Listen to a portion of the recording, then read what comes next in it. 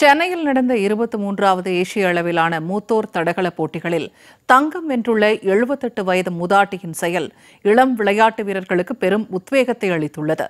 வெற்றி பெற்ற மூதாட்டி குறித்து விவரிக்கிறது இந்த செய்தி தொகுப்பு.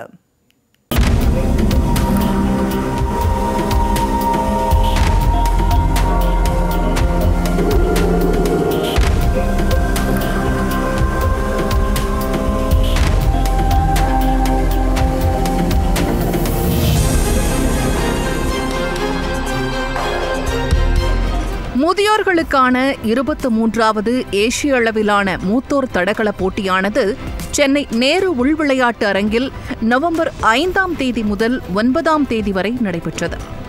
இதில் தாய்லாந்து, ஜப்பான், மலேசியா, சிங்கப்பூர் உள்ளிட்ட 22 நாடுகளைச் சேர்ந்த 5000த்திற்கும் மேற்பட்ட முதிய வீரர் வீராங்கனைகள் பங்கேற்றனர். தமிழ்நாட்டின் பல்வேறு மாவட்டங்களைச் சேர்ந்த முதிய வீரர் வீராங்கனைகளும் பலர் கலந்து கொண்டு பதக்கங்களை குவித்துள்ளனர்.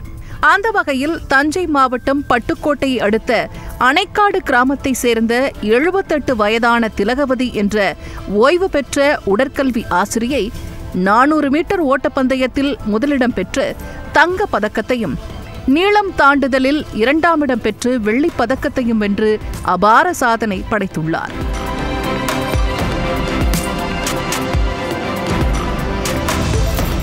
சாதனைக்கு வயது தடையில்லை என்பதை மீண்டும் நிரூபித்துள்ள திலகவதி ஏற்கனவே பல்வேறு நாடுகளில் நடந்த போட்டிகளில் பங்கேற்று பல்வேறு பரிசுகளையும் பதக்கங்களையும் குவித்திருப்பதும் குறிப்பிடத்தக்கது. வரும் டிசம்பர் 20 மற்றும் 21ஆம் தேதிகளில் காரைக்குடியில் நடைபெறவிருக்கும் மாநில அளவிலான மூத்தோர் தடகள போட்டிகளில் கலந்து கொள்ளவிருக்கும் அவர் ஓட்டம், நீளம் தாண்டுதல், தடை தாண்டுதல் ஆகிய 3 போட்டிகளிலும் முதலிடம் பெறுவேன் என நம்பிக்கை தெரிவித்துள்ளார். அதோடு விளையாடுவதற்கு வயது ஒரு தடையல்ல, யாரும் எதையும் சாதிக்கலாம்.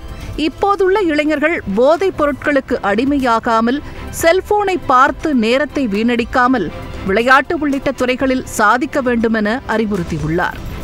அவர்களை கண்காணிக்கும்படி பெற்றோர்களுக்கும் வேண்டுகோள் விடுத்துள்ளார். இந்த வயசுலையும் வயசு இதுக்கு ஒரு தடையே கிடையாது. இந்த வயசுலையும் நான் சாதிக்கிறேன்னா ஏன் இந்த சின்ன வயசில் உள்ள இளைஞர்களுக்கு இப்போ பல பிள்ளைங்கள்லாம் ரொம்ப வீணாக கெட்டு போகிறாங்க.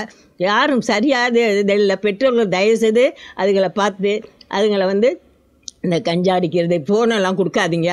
அதெல்லாம் நேரத்தை வேஸ்ட் பண்ணிக்கிட்டே இருக்காங்க.